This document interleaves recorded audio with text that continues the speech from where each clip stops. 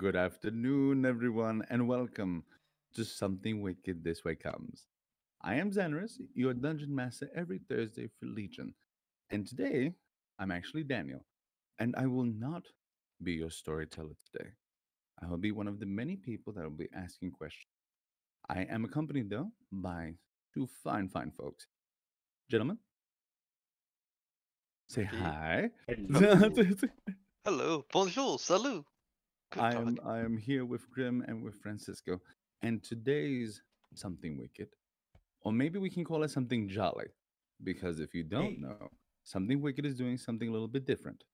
So let us go and maybe not prick our thumbs, maybe shake a bell or two for something jolly this way comes. We have our friend Grim that's going to be talking about some Christmas stories from the front line, particular cases where Christmas helped bring out decency and kindness in people in places where that doesn't happen very often. With that being said, I would like to go and tell you all to take a moment, sit down, relax, get yourself something to drink. For as we all know, as good elves, we all have something warm to go and drink. Hmm. mhm. Trademark not included, unless they would like to go and sponsor us. If you do, give us a call. That would be great. but, mm. but with that being said, oh, and everyone, please take a good visage at my beautiful Christmas tree in the back. I would like us all to just take a moment, breathe in easy, and know that this week Grim will be taking the reins. Next week will be Francisco. And Francisco, what will you be talking about next week? Next week we'll be talking about something that I feel is a very good thing that happened called the Battle of Cable Street, and well, we'll go into that next week. Why a battle could be a good thing. It's one of those. Mhm. I like it.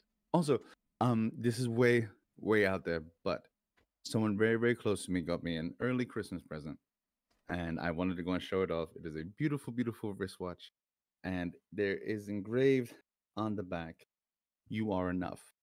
And I want you to go and know that if you're watching, I want you to go know I deeply appreciate it. You have made my Christmas so much better, as have all of you, and I'm very thankful that you're all here with me. So, Grip, Yes. what are you going to be regaling to us today? Two stories. One actually that happened 5 days before Christmas. The other one that not so much, but still a good for a good cause by unexpected individuals in both cases that not many people. The second one not many people know about. The first one's a bit more common due to the fact there's a book written about it along with a song. Hmm. Shall we?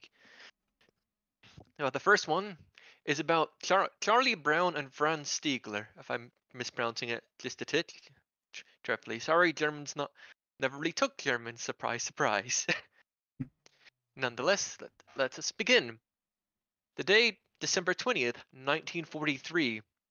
Charlie Brown is the pilot of Ye Old Pub B-17 Flying Fortress, who was part of a group that were going of the Atlantic Wall to, let's see, the target was, oh wait, sorry. He's going up the Atlantic Wall to a target to bomb a land target in Germany. Hey, There are, Grim, question yep, for the viewers that may not know. What exactly was the Atlantic Wall? sorry. The Atlantic Wall is one of the biggest fortifications in World War II, where Hmm.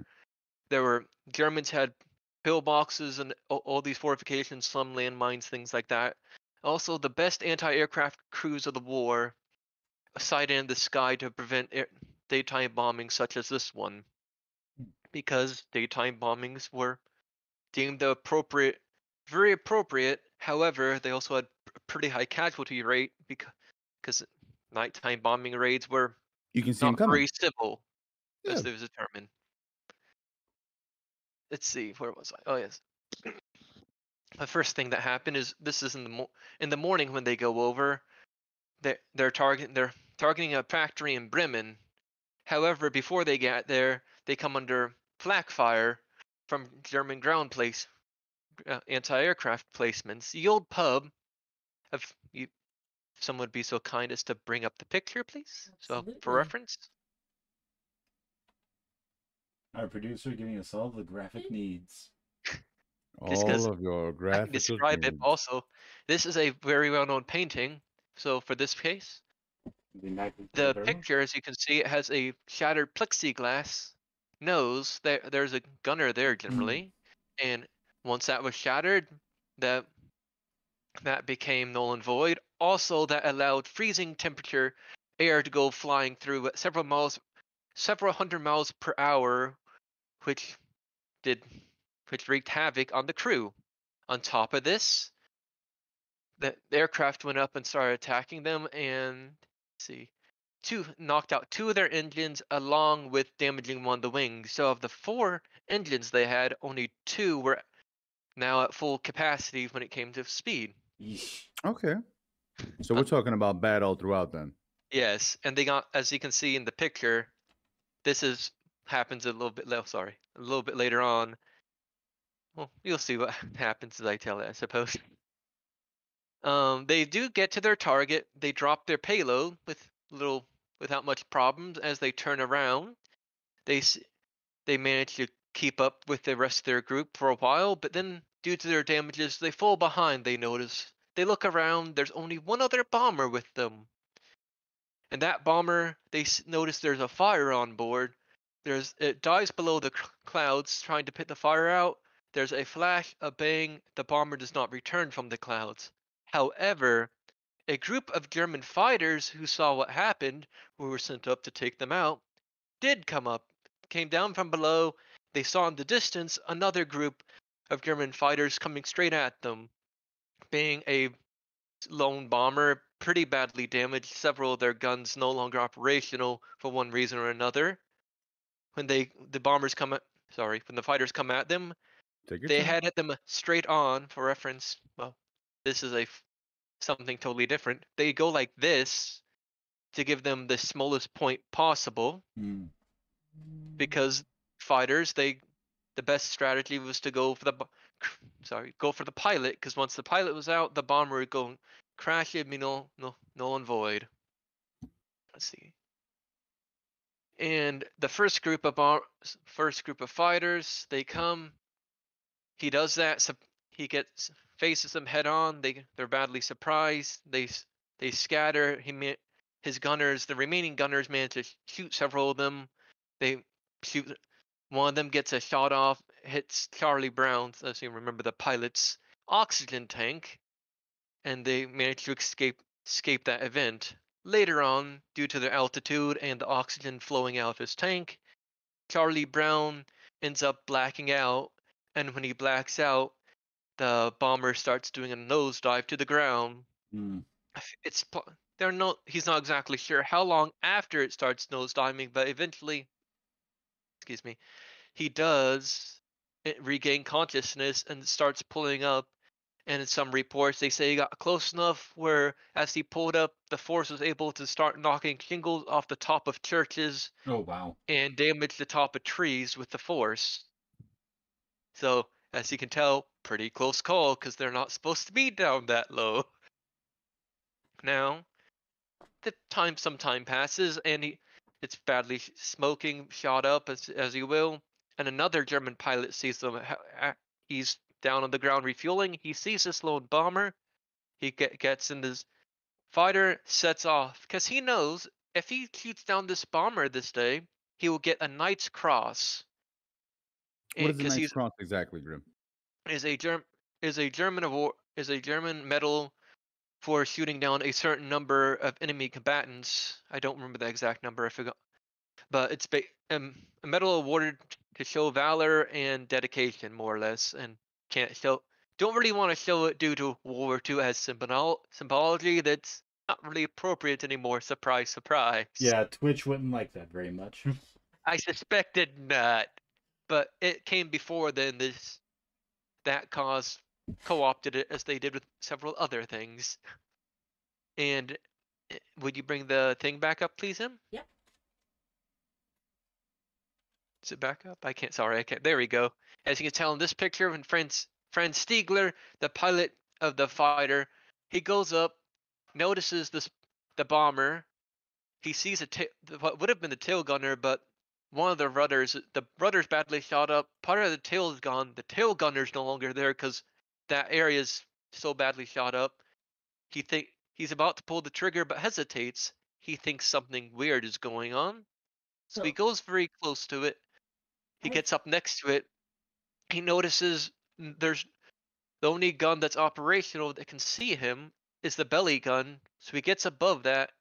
He looks into the bomber, the badly damaged bomber. What does he see? Scared and bloody crew. A scared and bloody crew. Hey Grim, Yes. just to confirm, the small plane is Strigler's. That's Franz Stigler's, Okay. the German fighter pilot. Oh, so the large one that's dying and breaking apart. That's the Flying Fortress Yep. for reference.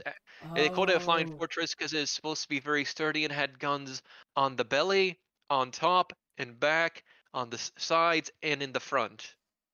The ones in the back is disabled due to the cold air freezing the oil.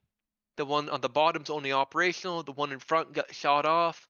The one up top got shot off. The person got disabled in one manner or another. The Yeah. accounts of how varies. And so when he sees this, he goes up to them. And Charlie Brown looks to the side, thinks he sees the German fighter pilot. He thinks it's a horrible dream. Closes his eyes, shakes it once, kind of looks back. He notices he's still there, horrified that this is not indeed a nightmare. He waits. He tries booking it, and the German fighter pilot motions to him to land. Because the German fighter pilot, knowing that how crippled he was, suspected that he would not make it back. Tried making him land in Sweden or a closer nation, because he would rather have people captured than killed in this case. In his own words for reference, in a 2003 interview done by Mitchell Fuller, Franz said, it's hard to describe if you see an airplane so crippled, and for me, it would be the same as shooting at a parachute. I just couldn't shoot. For reference, it was a it was bad form and just not done. They shoot at parachutes because when you're parachuting, you're defenseless. You don't have anything to fire back, and that is a war crime to shoot at someone. Or like if you're caught doing that, they would have you at least discharged, if not executed in that regard, depending what nation. He motions them to land. He refuses. So instead, he continues going next to them. Charlie Brown just starts heading back towards the Atlantic Wall. And Franz Stigler knows that the crews are good enough where if they see him, a fellow German, they're less likely to be shot at, but he still knows there's a chance. But he thought it's better to give it a try to save these people who probably killed many of these countrymen. Because he knew they were part of the bombing group. He didn't care at this point, though. Than to leave them to their fate. Later on, they make it over the Atlantic Wall. He does indeed end up saving them. He peels off when they're over neutral territory or Allied waters. They make it back to base, and they land. They're about to be awarded for making it back in such horrible condition, but the brass hear about what happened. No awards, nothing. They brush it under the rug. No one can hear about it, because they don't want the idea that enemies will be compassionate and sparing to be used or even reach the ears of Allied soldiers or airmen, because that would give the wrong message during the war. Franz Stigler, on the other hand, he manages to land too, no problem. He knows, though, that he cannot tell the story either, because that would be potentially a death twice over. Once, because he could have been shot down, but thankfully he wasn't. But the second one is he was caught, then the German high command would probably have him executed for treason because helping an enemy, even crippled in that regard, is not a good thing. Now, in 1953, the war is over. No one really hears about this. 1953, Franz Stigler moves to Vancouver, British Columbia, in Canada, and he still wonders about what happened to the bomber because he had heard nothing about it since the war. 37 years pass. It's January 18th, 1990. Charlie Brown also was wondering about the pilot, and he happens to receive a letter. He reads it. It says, "Dear Charlie, all these years I wondered what happened to the B-52. Did she make it or not?" It was from Franz Stigler, and he wanted to meet Charlie Brown in Florida to talk about their experiences in the summer vacation. Charlie Brown was so ecstatic to hear about the person who saved him that he called up the directory assistant for Vancouver, found out the name and number of Franz Stigler, and called him. Many people remember during the interview they talk about their first reactions. Their reaction is Stigler saying, "My God, it was you," and he cries and cries, but tears of joy rather than sadness, because for reference, Franz Stigler was not the luckiest person during the war. He is in 1940 he lost a brother. In this 20th, 4 days before Christmas, he saved a bomber because he served in the African front, which was a lost front. He lost his brother there. His country lost the war. He fled. Well, he didn't flee, but he left his country. He knew if they ever found out during the war that would be the end of him. Mm. They become fast friends though. They go to Florida. One of their companions, one of their friends, doesn't specify whom. The reports vary. One of Charlie's friends record the meeting of the two pilots. Then they both talk about, in light, cheerful tones, their experiences during the war, and then someone asks Franz what he thought about Charlie. Franz sighed, and his square jaw tightened. He began to fight back tears before he says in a heavily accented English, "I love you, Charlie." It was like two long lost brothers finding each other after almost 50 years apart. And this hit home for Stigler, as I specified earlier, due to the fact he lost his brother during the war. And for reference, there were 200, the number-wise, there are 28,000 pilots who fought for the German Air Force during World War II. Out of those numbers, it is said by some accounts only 1,200 of them survived. So the casualties were quite high. And this was according to Makos. Makos is the co-author of A Higher Calling, which tells the story of Charlie Brown and Franz Stigler. I've heard many things about it. I wish to read it one day, but I've not had the pleasure yet. Well, back to the pilots, I suppose.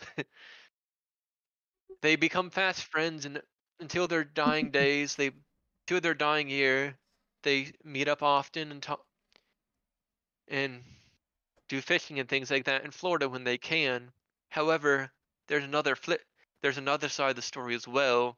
It's a bit of an unfortunate one too, because her friend Stigler, when the story gets out in Canada, some people shunned him as a Nazi for what he did during the war. In Germany, he gets calls calling him a traitor for what he did because he did not do his duty. But friends always took it in stride and just said they would never understand. And let's see. And I will end this actually with an inscription. Well, after they both passed away, someone was going through Charlie's belongings, and he found a book on German fighters from Franz Charlie. And it says this: Franz wrote, "In 1940, I lost my only brother as a night fighter. On the 20th of December, 4 days before Christmas, I had the chance to save a B-17 from destruction.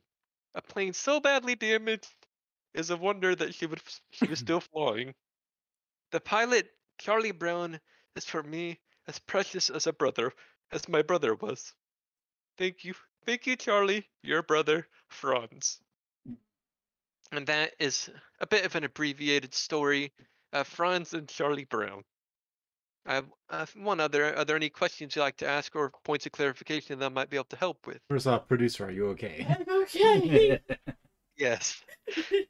For reference, when I first saw the inscription, I actually was thinking about asking someone else to read it because as you could tell, I choke up every time I read it myself. That was really sad. Oh shit. But it had a happy ending. It did. Oh. Well, would we really go and say it's sad? You made me cry. That's okay. And sometimes, and for the viewers that are watching, sometimes that's how that goes. Just because we cry doesn't make something bad. And a little bit of sadness is kind of what the holiday is almost based on. Indeed. So, would you like any clarification or other questions I might be able to help with in this regard? I want to say that I didn't realize how I thought when I saw the picture that the bomber was actually the German plane. Like I didn't realize how tiny his plane was, and he's like, "I'm gonna help them." Oh, it's just by comparison. Oh yeah, because he put up beside them, because if their guns on the side were, because you can't see it because of how badly it's shot up. But on the side, there's a little door that opens up where they have the twin machine guns to shoot down enemy aircraft. Franz Stigler did not know how many of these guns were there or how. All he knew was the bomber is damaged. He did not know anything about if the crew was still there, if they were going to shoot him down or anything. He just hesitated with a gut feeling that something was wrong. And when we went up beside them, that's when he noticed the only gun that was operational was a belly gun. So he just he flew above it so the gunner down below couldn't get him. But he had no idea about either the side nor top guns until they got close enough where they could have easily shot him down. Oh man. And in some reports, by his own memory, I think he said he got shot down something like 7 times over the war. And one time he got shot down, even got a scar from where a bullet hit his head, I want to say around here. Oof. But he survived without any lasting wounds other than the scar. Oh man.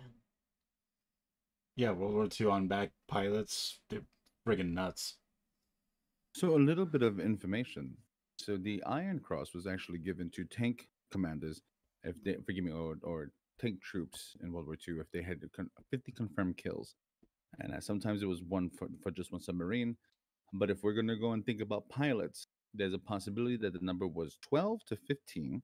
He's already an ace, possibly a double. And we could be talking about the Red Baron, which, if we're really going to talk about a little bit of flying, Charlie Brown and his infamous enemy, the Red Baron, that him and Snoopy, that had so much trouble.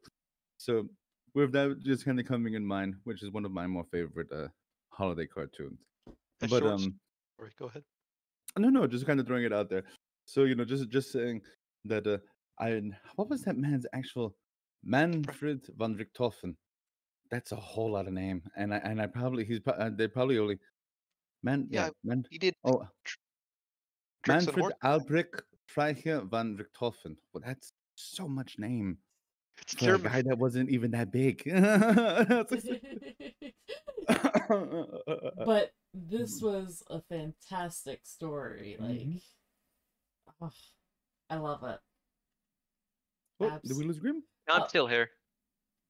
Sorry. I'm still here. So I said something, ask me a question is on the background. Oh, no worries. So, I was told that you had another story for us. Yes, actually, a tidbit before then, since this is a relatively short one about the Red Baron. There's one story told about him. He was dogfighting with I believe it was is either French or Englishman, over the German trenches. An Englishman over French territory. Was that it? Mm-hmm. Okay. So you know the story. I do. I only heard it once, and it is said that the Englishman's guns jammed when they're dogfighting, and he noticed that So when he flew by, he did a flyby, saluted them, and then went back to his trench. I have one better for you. Oh, When the British ace was flying by him, he just waved. And Manfred was so upset that he went behind him. And when he realized, ah, he's asking for a chance, but he kept on going. So it's one of those things. It's there's a lot to it, but um, the oddness of devil's war, I in the suppose. detail, The Yep. devil's in the detail. But which I so did not have all of. that's all right. So tell me, so now that we're just taking a moment to kind of go and collect ourselves, Chad, do you have any stories from Christmas that you want to go and share with us? Anything that you think that might be a little, a little fun to go and let us know, and I can actually go and read them out loud when Grim is done with his, and we can go and talk a little bit about what you've been doing for Christmas and what your plans are. But so, Grim, guide Yes, us on a story to the front. yes. This one, it's not exactly Christmas, but within the spirit of Christmas, if you will, I suppose. I- And I'm sorry if I mispronounce this name because I'm not very good with Japanese names. I even have it phonetically written out of how I believe it's pronounced I based on butcher Google and such. names all the time. Don't even worry So about it. it's Hion Hyuni Suga. It's like Hyuni Sugara or something like that. For reference, chat, I'm just putting out phonetically, and also I'm just putting it in chat how you actually pronounce it. So if you wish to correct me, feel free. But there you Fantastic. go. I'm Shoot. probably Shu never. Yes. Shune Hyuna. Shune Sugihara. See, I knew I was gonna get it wrong. Oh, it's okay. I I've expected I've it. these are years and years wasted watching anime as a young man. I did that too. I'm still bad with names. So it is what it Well, is. this fellow, he was born to a middle class family in Japan in the Gifu. I think it's Gifu. Sorry, Gifu prefecture on the main island of Japan of Honshu. He graduated at a training center, a well-regarded training center for the experts on the Soviet Union. So that's how he learned Russian. Later on, one of his stations was he became the director of the Japanese affairs when it came in the puppet state that was created by Japan in Manchuria. A few years later, during that time in Manchuria, in 1932, he negotiated the purchase of the North Manchurian Railroad from the Soviet Union. This is all leading up to something. Not now comes the real part. Due to the fact he was fluent in Russian, Imperial Japan selected him to be the Japanese diplomat in Lithuania when the Soviets annexed it in 1940. The Soviets planned to close down the consulate later that year, and they were well aware of this before they did. Some things dawned on him during his stay there, though. He knows that there are lots of refugees that were fleeing east, trying to flee the war-torn Europe, and a lot of these refugees happened to be Jewish individuals because they saw East as more for salvation than West for obvious reasons, and when it came to due to Germany's actions.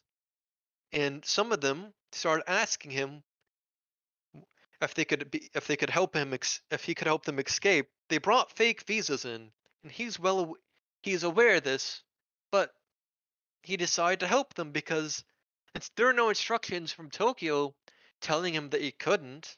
Huh. So he started helping them by giving them the first group. He gave the 10-day passes to go Japan, where later on they would either go to the U.S. or Canada in theory. Later on, and he started helping more and more of them, Hmm. and this included those not only who had fake passes, but some of them had no passes at all. And they heard what he was doing, so he set out here I'll help them. After 1,800 passes were issued, word came from Tokyo. He must be sure. This is the quote. He must make sure that the refugees, have finished their procedures for their entry visas and they also must possess the travel money or the money that they need during their stay in Tokyo. Otherwise, you are not to give them the transit visas. Because reports started coming in that people, the Jewish individuals among other refugees, were appearing in Tokyo and other areas of Japan with these travel visas to Canada and the US. However, they had no money, nor did they know Mm. have to know how to get to their final destinations per se. They just had Gotcha. papers saying where they were going. In Mm. response, once he received word from Tokyo, he he started to issue visas to those who had not completed everything because he knew the Soviets were going to close him down anyway, so he more or less thought, I have nothing to lose. I'm going to lose my position here. So might as well help while I still can. And that's what he did until the consulate was closed later that year. It is said that his actions saved the lives of thousands of Jewish refugees along with others. Oh wow. After after that though, he was recalled to Japan. On the way to Japan, he was detained. It varies between 2 and 3 times, I believe, by the Soviets, but he did make where his family was. He did make it back to Japan though, and he was forced to resign from his position because, however, they said that it was downsizing. He saw it as Hmm. he suspected but couldn't prove that it was his punishment for issuing all the unauthorized visas. Hmm.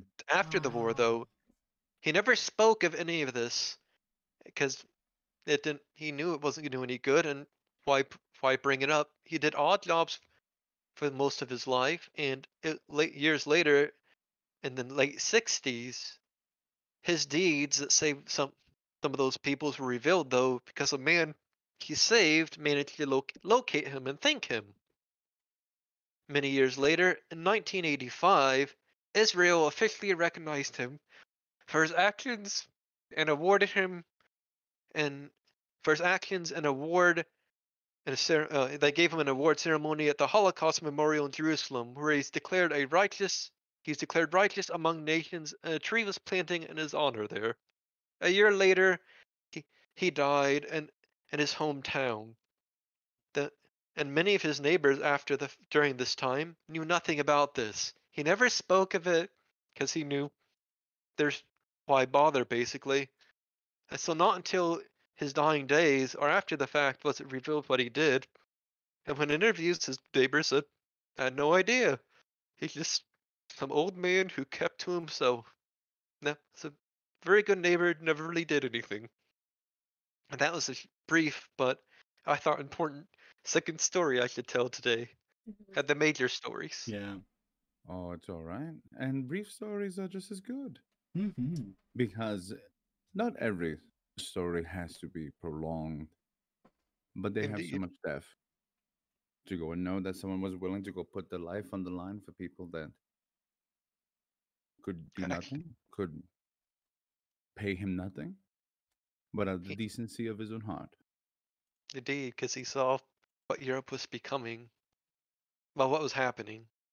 And decency is one of those strange things. And it's one of those things that I go and I tell people often during the holidays that you'll go and you'll hear a lot of people go and say, "Oh, I hate Christmas. I hate that." There's reasons for that. No one grows up hating anything in particular. But Yes, oh, sorry. M, We have a submission from Dizzy oh, Rocks of Star 13. I'll read that if you don't mind. Mhm. So, one of our viewers by Dizzy Rockstar 13. I think my favorite Christmas edition is Toys for Tots and the gift delivery for the VA hospital. My family has always been a military family on my father's side. To partner with Grim Stories today, my great grandfather was deployed to the front lines in France around Christmas time, and there's where my grandfather led a silent night in Germany. According to my dad, his grandfather said it was sobering. One of the reasons that he taught him, his father, and myself how to sing it. It's so beautiful. War. War is a difficult thing for all people. And that is not the first time that we've had moments like that. We also have the Christmas truce that happened, I believe, in 1914. 1914, when the British Expeditionary Force heard German troops in the trenches opposite them sing carols and patriotic songs and saw lanterns and small fir trees along the trenches. Messages began to be shouted between the trenches, and the following day, the British and German soldiers met in no man's land, exchanged gifts, some took photographs, and some even played games of football. They also buried casualties and repaired trenches and dugouts. After Boxing Day, meetings in no man's land dwindled out. It's weird how you can be fighting a man with everything you got, and the very next day, decide, not today. Today's a little different. And for all of you that celebrate different holidays, for all of you that are having these moments at home that you may not make it home for Christmas, we are so very glad that you have made your home here with us, that you've had a moment to sit with us, that you've had a moment to share stories with us. And let it be said of human nature, there will always be wicked things. There will always be wicked people. But oddly enough, there will always be more good. And as long as we can continue to do that, as long as we can continue to weigh that out, we continue the good fight. So, we here on Frankly I Don't Give a Fork ask you to continue to give the good fight. And even though you may be waging a war on your own, you are not always alone. Mm. But we'll be here. And feel free to reach out and to say hi. Meet us in our Discord. For those of you who may not have anyone on Christmas and feeling a little lonely, we'll be around. And know that even though something wicked this week comes, we are here to appreciate the holidays with all of you. And we are very thankful for your presence and thankful for your viewership. I hope that you have an amazing weekend. And I hope that this holiday treats you as well as it does all of us. I'm your host, Zanaris. And let us all go and prick our thumbs for something wicked this way comes. Have an